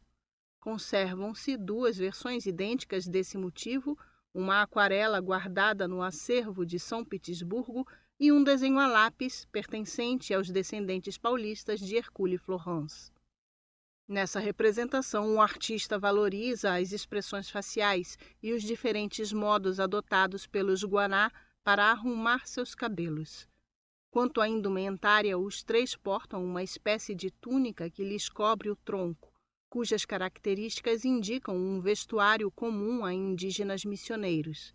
De fato, no início do século XIX, havia um grande empenho das autoridades provinciais e imperiais em atrair os Guaná para as missões que ali se formavam, pois reconheciam nessa nação um grupo laborioso, afeito ao trabalho agrícola e, mais importante, identificado como dócil. Entretanto, ao descrever os Guaná em suas memórias, o artista pouco referenciou os elementos que documentou visualmente. Na narrativa escrita, toda a sua atenção foi dirigida aos teares nos quais esses indígenas confeccionavam os seus característicos panões. Fabricantes possuem alguns engenhos de moer cana e fazem grandes peças de pano de algodão com que se vestem, além de redes e cintas.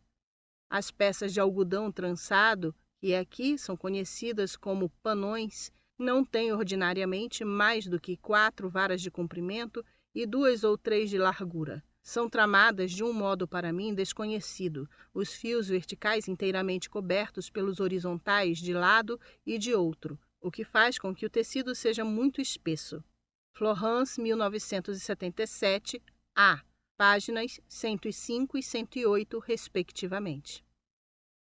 Porém, tendo em conta os registros de Langsdorff, é possível observar que Florence fez os desenhos das figuras indígenas a partir de indicações de seu chefe. Foi o cônsul viajante quem observou as fisionomias e as características étnicas dos Guaná, anotando no seu diário em dezembro de 1826.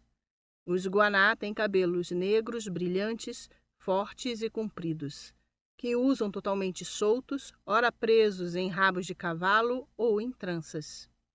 Diário de Langsdorff, em Silva, 1997-1998, tomo 3, página 44. Isso é bastante interessante. converte-se em um dado precioso para a compreensão da forma com a qual Florence construiu seu conjunto de representações, ou seja, como documentador visual, levou ao papel o que lhe era indicado por seu superior. E, de fato, uma análise comparativa entre os escritos de Langsdorff e a obra escrita e visual do francês deixa evidente que essa não foi uma situação singular. Ao contrário, pode-se mesmo afirmar que foi a regra. A construção das imagens por Florence enquanto membro da viagem naturalista está dirigida por seu chefe.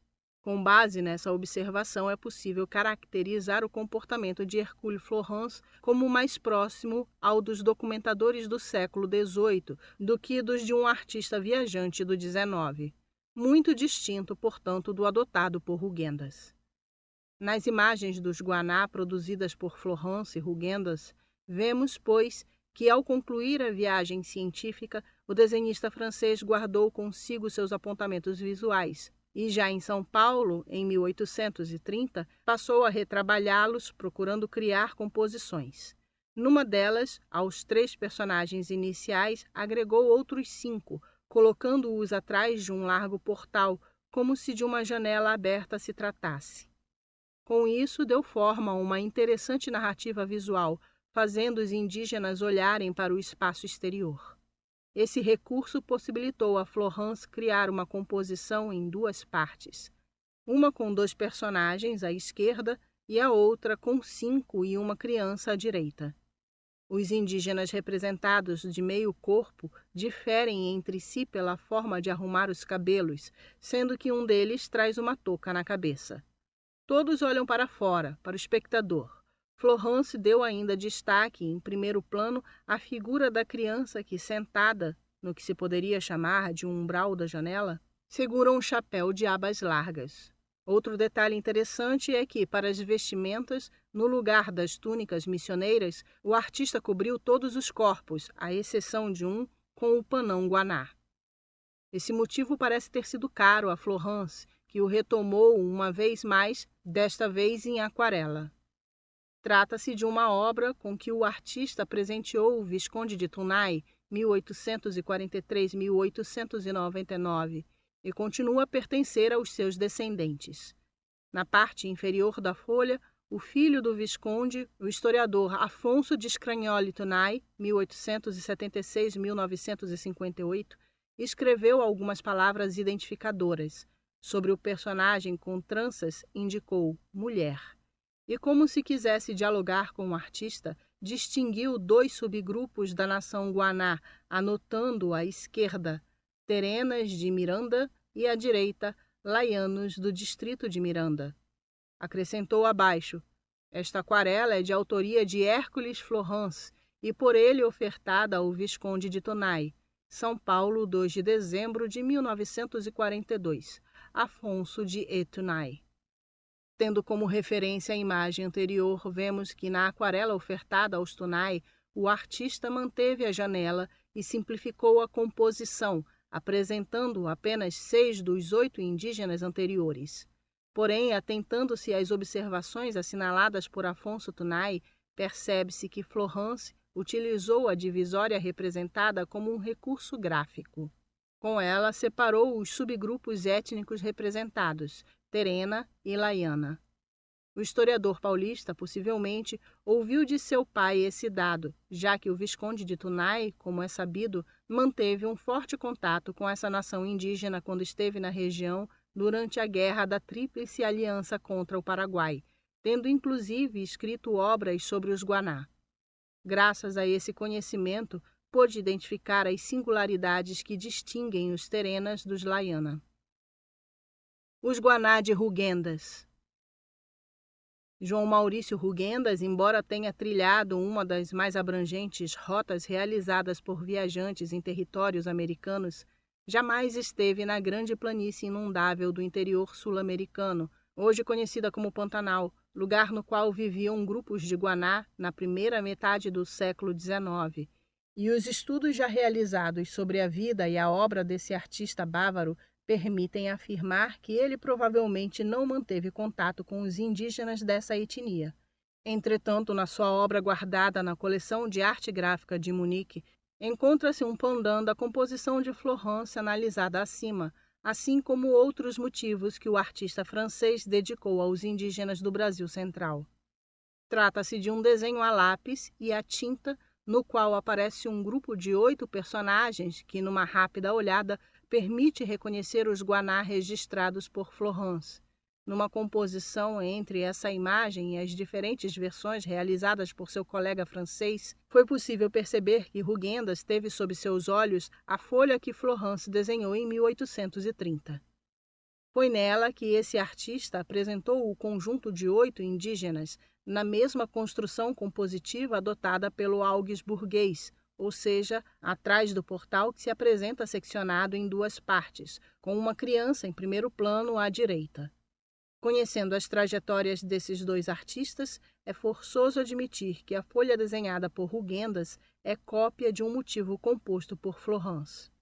Ao olhar essa folha de maneira rápida, quase não se notam diferenças, mas ao se analisar os detalhes comparativamente, salta aos olhos que os Tchané-Guaná representados por Rugendas em conjunto trazem certa tristeza na expressão e perdem um pouco da beleza natural registrada por Florence. Beleza, aliás, que é o traço mais referendado nos comentários de tantos viajantes estrangeiros que conheceram essa sociedade indígena entre os séculos XVI e XIX. Porém, atentando para as indumentárias dos indígenas, nota-se que nas figuras de Rugendas há ainda uma total descaracterização dos panões que envolvem os corpos dos representados, pois o artista modificou não só a fisionomia, mas também os valores étnicos, como se vê mais destacadamente na segunda figura à direita, desde a divisão da janela, da qual tirou as tranças e à qual agregou colares. E como não se bastasse, escreveu abaixo à esquerda, PTO de Carabaias. Esse sutil detalhe, a inscrição, reveste-se de grande importância à hora de identificar o motivo representado, situando-a num lugar longe do Pantanal, na região na qual o artista esteve em 1844, durante sua segunda viagem sul-americana. Ao indicar um lugar para esses personagens, Rugendas deixa escapar a estratégia que usou, quiçá, para garantir para si a autoria desta composição. Contudo, essa não foi a única folha da qual Rugendas extraiu motivos realizados por Florence. Nas coleções de arte de Augsburgo, há várias outras obras que mostram indígenas guaná. São esboços pontuais de fisionomia e atributos étnicos de indivíduos que aparecem na representação que aqui se analisa, P32 a P35, dando a impressão de que o artista procurava estudar os traços peculiares para usá-los em diferentes montagens, como é habitual em sua obra. Tendo em vista esses fatos, claro está que Rugendas viu as folhas de Florence no citado encontro que mantiveram durante sua estadia no Rio de Janeiro em 1846. Surpreende, entretanto, que não tenha feito qualquer menção ao modelo tomado do colega para compor suas representações, e mais ainda, que tenha procurado identificar as figuras como personagens próprias das regiões que visitou, neste caso, o altiplano peruano e boliviano.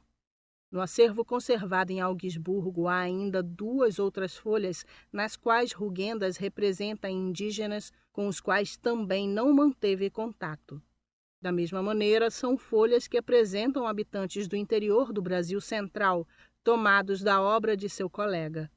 Na primeira delas, vê-se uma mulher sentada à popa da canoa, segurando o remo com sua mão esquerda, e aos seus pés 2 crianças, uma acocorada e outra de pé, em meio a cestos e esteiras.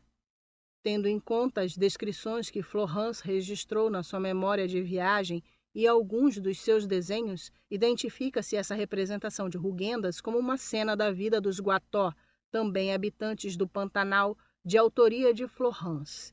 Em seu diário, o artista francês escreveu: "Estávamos então nos Dourados.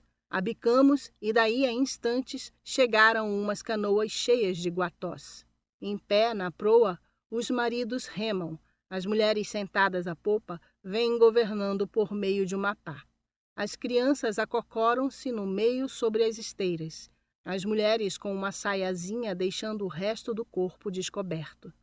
Florence, 1977, A, página 114. Comparando-se as palavras de Florence com o desenho de Rugendas, facilmente se percebe que a composição do artista bávaro está muito próxima à cena descrita. Infelizmente, não foi possível encontrar no legado de Florence o desenho que serviu diretamente de modelo a Rugendas, mas certamente nosso artista deve tê-lo visto entre os papéis de seu colega durante a visita ao Rio de Janeiro em 1846. Outra folha em questão mostra um jovem indígena que Rugendas identificou como Apiaca, de acordo com a inscrição acima à direita. Obviamente, Rugendas também nunca esteve entre esse povo que vivia e ainda vive nas proximidades do rio Arinos, no norte de Mato Grosso, em plena Amazônia. Foi Florence quem manteve contato com os grupos Apiacá entre março e abril de 1828, na sua qualidade de documentador visual da expedição Langsdorff, pouco antes de o cônsul viajante adoecer e perder a memória. Essa expedição, vale observar, foi a primeira a registrar cientificamente os Apiacá, sendo os desenhos de Florence o conjunto iconográfico inaugural sobre essa sociedade. Esse artista legou dezenas de imagens dos Apiacás, feitas a lápis e em aquarela, além de composições sobre o cotidiano do grupo, hoje amplamente conhecidas. Além disso, anotou em suas memórias: os homens traçam na cara desenhos que são os mesmos para todos. Os das mulheres são menos complicados. Além dessa tatuagem, que parece distintiva da tribo, pintam o peito e o ventre à vontade, traçando, contudo, sempre ângulos retos e paralelos uns aos outros. Florence, 1997, A, página 230, grifo dos autores. Diante dessas circunstâncias, é forçoso perceber que há motivos iguais desenhados por autores diferentes e concluir que um viu e desenhou, e o outro desenhou o que não viu. Mas é o caso de se perguntar qual seria o propósito de Rugendas ao copiar a obra de Florence, de quem tomou não somente Guaná, mas também figuras de Apiacá e de Iguató. Durante a primeira estada no Brasil, nosso artista tinha retratado diversos povos indígenas. Posteriormente, no percurso de sua grande viagem americana, visitou os araucanos no Chile e na Argentina, nação que o atraiu profundamente e sobre a qual elaborou numerosos estudos, além de belos motivos a óleo representando as espetaculares cenas de rapto de mulheres brancas por indígenas, os famosos malones. E na região andina do Peru e da Bolívia, também ilustrou as vestimentas das sociedades indígenas. Sabemos que Rugendas sonhava com a possibilidade de, no segundo retorno à Europa, publicar os seus desenhos, oferecendo um álbum pitoresco sobre a América, próximo do que havia dedicado ao Brasil. E um dos temas mais sedutores era precisamente a multiétnica população indígena. É nessa perspectiva que podemos interpretar seu interesse em copiar imagens dos povos que habitavam territórios considerados como longínquos e praticamente desconhecidos para a maioria dos europeus. Florence proporcionou-lhe, então, um precioso material que enriqueceria a projetada publicação, figuras que não se inibiu em copiar. E esse conjunto de imagens parece-lhe ser caro. Ao fazer a venda dos seus desenhos à coroa da Baviera em 1846, Rugendas reservou para si as imagens dos indígenas pantaneiros. Porém, tal como tantos outros artistas viajantes, seja Jean-Baptiste Debré no Brasil ou Jean-Frédéric Waldeck no México, parece que Rugendas também não se importava com a identidade étnica dos povos registrados. Da mesma forma que transformou a indígena Joana de Puri em Camacan nas páginas de seu Viagem Pitoresca, parece que projetava metamorfosear a identidade étnica dos povos pantaneiros. Mesmo sendo belas e ilustrativas, essas figurações muito têm desfavorecido a reconstrução da memória americana e dificultado o estudo das sociedades indígenas. Estamos, pois, diante de mais uma das armadilhas iconográficas preparadas por viajantes, nesse caso específico, o da apropriação de temas. E vendo essas folhas sem conhecer a trajetória dos seus autores e os acervos de outros viajantes que trabalharam o mesmo tema, podemos chegar a tomá-las como obras de primeira mão e emitir juízos embasados em análises iconográficas parciais. A análise das folhas aqui estudadas permite perceber que, mesmo na obra considerada original, há distorções. É evidente que, longe de se preocupar em colher dados com vista às ciências, muitos dos documentos visuais feitos em viagem respondiam às diretrizes e aos anseios dados por projetos pessoais e pela demanda do mercado, entre outros motivos. Os exemplos, como os que foram aqui mostrados, apontam para essa perspectiva. Afinal, foi o próprio artista que, sem conhecer a realidade que retratava, criou obras de segunda mão, induzindo leituras errôneas sobre lugares, sociedades e seus personagens. Nesse sentido, vale a pena retornar ao diálogo mantido por Florence com Rugendas em 1846, anteriormente citado. Nele, o artista alemão tenta demonstrar consciência do valor de sua obra como um documento visual importante para as gerações futuras. Sobretudo se retomarmos a questão que formulou quando retoricamente pergunta a Florence: quem conservaria para a história esses tipos dos povos e das épocas se não fora o pintor? No caso específico dos indígenas do Brasil Central, a resposta possível seria distinta daquela imaginada por Rugendas. Imagens. Página 86. H. Florence, Índios Guaná, 1830. Coleção particular, São Paulo. Página 89. H. Florence, Índios Guaná, 1826. Data imprecisa. Coleção particular, São Paulo. Lápis e nanquim, papel. Página 90. H. Florence, Índios Guaná, 1830. Coleção particular, São Paulo. Lápis e aguada sobre papel. Página 91. H. Florence, Terenas e Laianos, sem data. Coleção particular, São Paulo. Lápis, nanquim e aquarela sobre papel. João Maurício Rugendas, Grupo de Indígenas Guaná, atrás de uma balustrada, 1845 a 1846. Datas imprecisas. P. 31.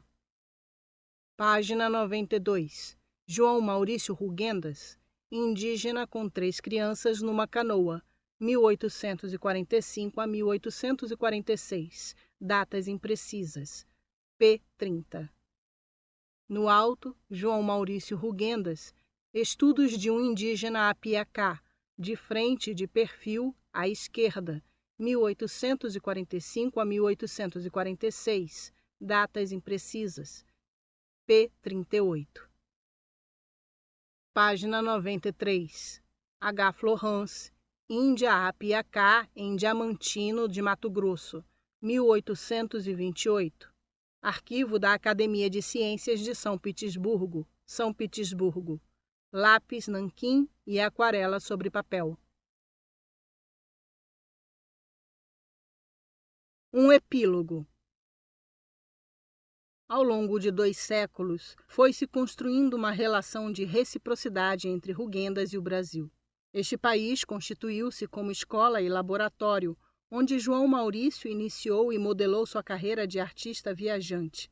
A riqueza natural e humana brasileira seduziu-o e forneceu-lhe o assunto para criar a obra que o lançou à fama.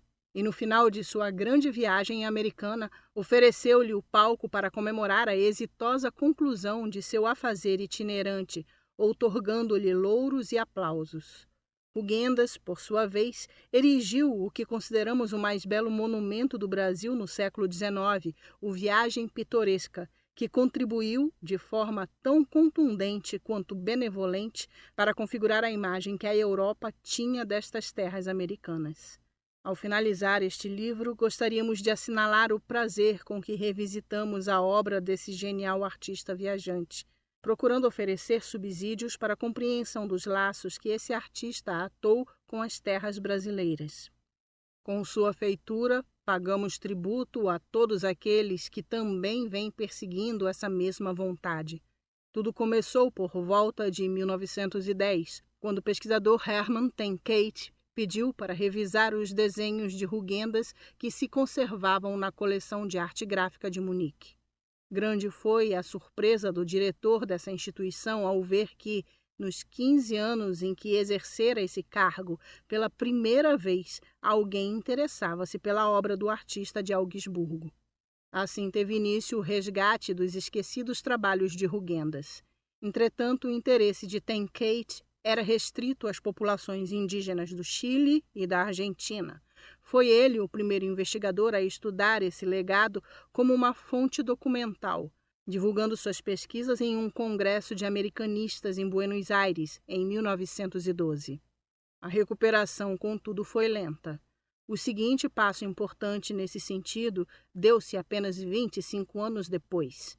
Em uma publicação de circulação muito restrita, feita em Augsburgo em 1937, Albert Hammerli realizou um sumário inventário de obras de Rugendas, dedicando particular atenção às litografias sobre o Brasil e aos estudos a óleo sobre o México. Ao mesmo tempo, fez conhecer algumas fontes documentais para a biografia do artista viajante. Foi em meados do século XX que ocorreu um aumento das publicações sobre Rugendas, em obras que começaram a pôr à disposição da pesquisa um material documental básico para posteriores estudos analíticos. Na antiga União Soviética, G.G. Manizer, 1948, publicou pela primeira vez algumas reproduções dos desenhos de Rugendas que se conservavam no legado de Langsdorff, no arquivo da Academia das Ciências de São Petersburgo. No outro extremo do mundo, o norte-americano David James, professor da Brown University, também passou a procurar a obra de Rugendas, em parte como investigador, em parte como colecionador. James publicou, em 1956, um breve estudo monográfico sobre a passagem do artista pelo Brasil, no qual difundiu imagens e informações procedentes do legado russo, provavelmente apoiando-se em Manizer. Mas foi ainda na década de 1950, quando Gertrude Richert trouxe à luz as investigações sobre a biografia do nosso artista, que finalmente lançou-se um contundente foco de luz sobre a vida e a obra de Rugendas. Os primeiros esboços dos resultados das suas pesquisas apareceram em 1942, 1943 e 1952, e uma monografia dedicada à vida e à obra do artista viajante, com ampla documentação, veio a público em 1959. O livro de Richert estabeleceu as principais linhas a se ter em conta para a compreensão do enorme legado de imagens americanas de Rugendas. A relação com Alexander von Humboldt, a receptividade da tradição cultural americana por parte do artista no curso de suas viagens e as expectativas com as quais o artista realizou seu périplo por este continente. Desde então, João Maurício passou a ser reconhecido como uma figura fundamental para a gestação da iconografia americana do século XIX. E em todos os países que visitou, tem-se realizado publicações das mais diversas tendências, desde sérias pesquisas com inventários parciais da obra até belos livros de imagens com caráter de divulgação. Em termos de pesquisa no Brasil, devemos mencionar primeiramente o pequeno artigo de Donato Melo Júnior, 1974, que deu a conhecer a importante documentação sobre a participação de Rugendas nas exposições da Academia no Rio de Janeiro em 1845 e em 1846. No ano seguinte, apareceu a laboriosa pesquisa de Tekla Hartmann, 1975, avaliando a contribuição de Rugendas, entre outros artistas viajantes, para os estudos da etnografia. E, finalmente, em 1979, Newton Carneiro publicou uma volumosa monografia sobre a obra desse artista no Brasil. Esse livro é notável pela recopilação documental e por oferecer uma ampla seleção de imagens de obras até então inéditas. Não obstante, ao recorrer às suas páginas, o investigador pode acabar num beco sem saída, em parte porque a publicação documental é fracionada e costuma carecer de referências sobre sua procedência. E também porque o leitor é confrontado com juízos valorativos que não respondem a um critério transparente. Porém, além de qualquer crítica, o livro de Carneiro continua oferecendo informações preciosas e sua leitura é imprescindível para quem quiser saber sobre Rugendas no Brasil. Foi a partir desses trabalhos que a obra de Rugendas passou a ocupar um espaço considerável em todos os estudos sobre artistas viajantes e na construção de um imaginário nacional. Por último, cabe referir-nos ao Catálogo Geral da Obra de Rugendas, publicado por Pablo Diner em 1997, do qual existe uma segunda edição ligeiramente corrigida e aumentada, 1998.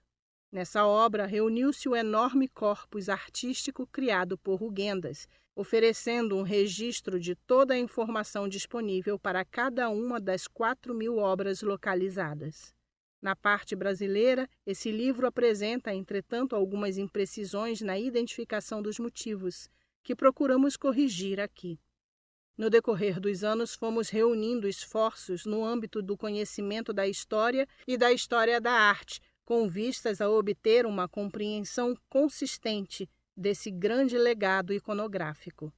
Nesse caminho, contamos constantemente com o apoio do Instituto Goethe, com o qual organizamos algumas exposições e publicações, 1992, 1993, 1995, 1998 e 1999. Procurando trazer a público imagens e documentos inéditos, além de estudos analíticos sobre o legado rugendiano.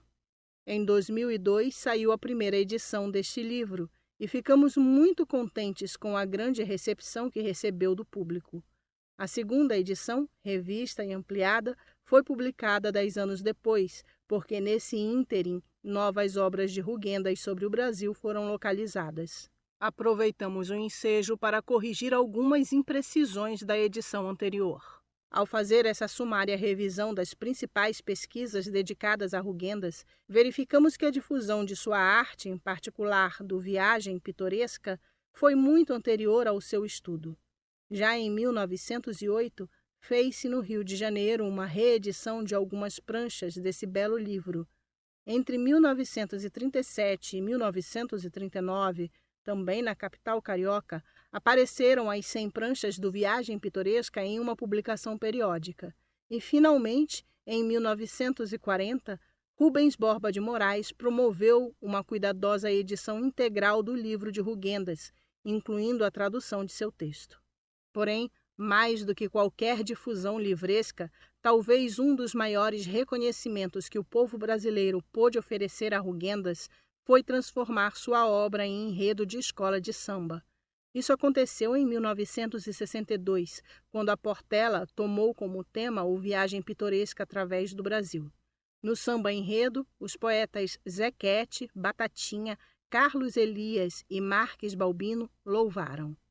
João Maurício Rugendas, para nós é uma glória cantar e reviver teu passado, tua obra grandiosa e tua história. Agora, novamente passados 10 anos, chega a público a terceira edição deste nosso Rugendas e o Brasil. Para esta nova edição, fizemos algumas correções e atualizações nos textos, nas legendas e na indicação dos acervos.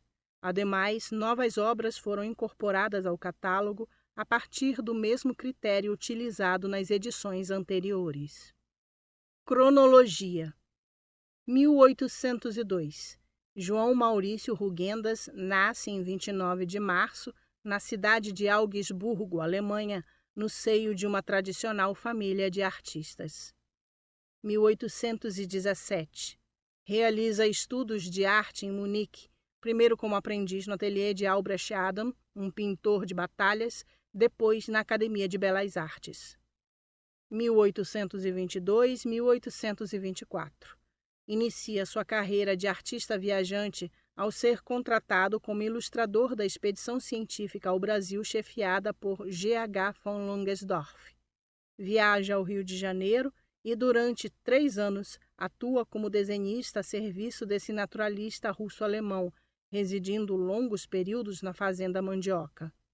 Entre maio de 1824 e abril de 1825, desloca-se entre Rio de Janeiro e Minas Gerais, inicialmente até 3 de novembro de 1824, com Langsdorff, depois sozinho.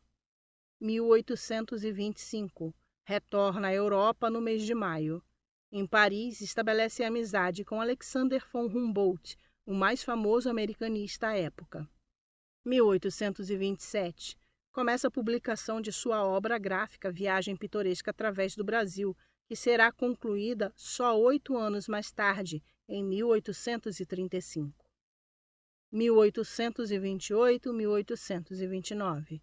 Viaja através da Itália, em Roma, trava relações com numerosos artistas que, como ele, mergulhavam nas fontes da cultura do Ocidente e aprofunda-se no conhecimento das correntes artísticas europeias. 1831. Incentivado por Humboldt, dá início à sua grande viagem americana, cuja primeira estação foi o México. A paisagem e os costumes são os principais temas da obra que realiza naquele país, onde permanece até 1834. 1834. Embarca no porto mexicano de Manzanillo, no Oceano Pacífico, rumo ao Chile, chegando a Valparaíso no mês de julho. Nos seus novos trabalhos sul-americanos, os aspectos histórico-culturais ganham uma relevância crescente. 1835-1836.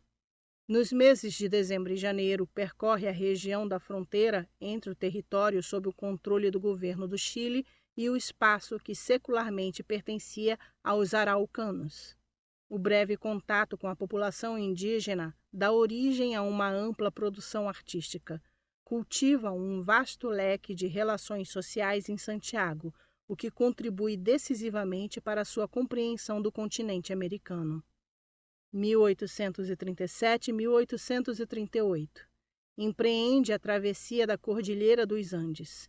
Um grave acidente que sofre na Argentina obriga-o a retornar ao Chile, onde se reestabelece auxiliado por um cálido círculo de amigos. 1838-1842. Vive 4 anos de penúrias econômicas, carente de novos projetos artísticos. Em novembro de 1842, embarca rumo ao Peru. 1843-1844. Por quase 2 anos reside em Lima, onde se dedica a criar séries temáticas com registros dos tipos da população e da arquitetura da cidade, e um conjunto de retratos históricos dos vice-reis. 1844. Em outubro até fevereiro do ano seguinte, viaja pelo Planalto Andino e visita as cidades de Cusco e La Paz. No decurso desses meses, elabora numerosos registros de motivos arqueológicos. 1845. Após uma rápida estada no Chile, dirige-se por mar à região rio-platense. Permanece em Buenos Aires de março a julho, incluindo uma viagem a Montevidéu. Retoma seus desenhos e pinturas dedicados aos araucanos. Trabalha, sobretudo, na composição de uma série de obras cujo tema é o conflito bélico que viviam as jovens repúblicas do Cone Sul, decorrente da ocupação de terras indígenas. No mês de julho, embarca para Rio de Janeiro, a última estação da sua grande viagem americana. É convidado pela Academia Imperial de Belas Artes a apresentar uma retrospectiva de sua obra. 1846. Em 12 de junho, recebe do imperador Dom Pedro II a comenda de Cavaleiro da Ordem Imperial do Cruzeiro do Sul. Viaja de retorno à Europa. Em sua ausência, a Academia do Rio de Janeiro organiza uma segunda exposição de sua pintura americana. 1848. Após diversos intentos mal-sucedidos de publicar os desenhos realizados no segundo périplo americano, Hugendas opta finalmente por vender o conjunto da sua obra à coroa da Baviera. 1853. É contratado para realizar uma pintura de grande tamanho, o desembarque de Colombo na América para um edifício público em Munique. Esse foi o último projeto artístico da sua vida, que o colocou diante de dificuldades formais que não soube resolver e que acabou em um grande fracasso. 1858. Longe das paisagens americanas às quais havia dedicado sua carreira, Rugendas morre marginalizado do mundo artístico, em Weilheim, Teck, Alemanha, em 29 de maio. Imagens. Página 94. Franz Hanf Stengl. João Maurício Rugendas, 1852. Stadtmuseum, Munique. Fotografia 14,2 por 12 centímetros. Página 96. Rugendas, 1802-1858. Pablo Diner, Wissner, 1998. Capa. Rugendas e o Brasil. Pablo Diner e Maria de Fátima Costa. Capivara, 2002. Capa.